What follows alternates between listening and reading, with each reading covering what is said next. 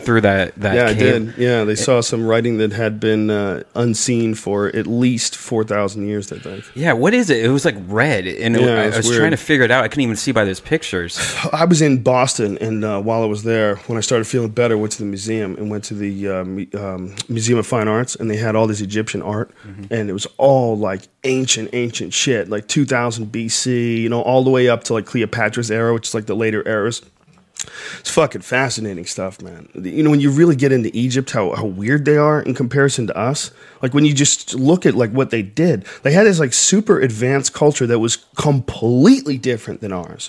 Like so completely different that their writings was all image based. Instead of like having letters, they had like images that represent symbols.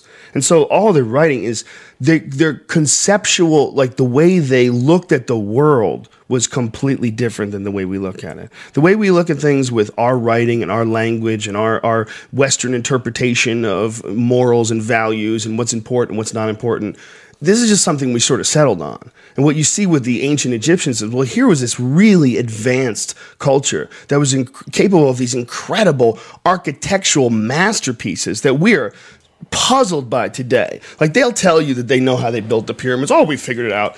It is such a staggering accomplishment that these people, 2,500 BC, built these immense, perfect stone structures. I mean, they're fucking big. 2,300,000 stones that weigh between 2 and 80 tons. And some of them were cut from a quarry that was 500 fucking miles away.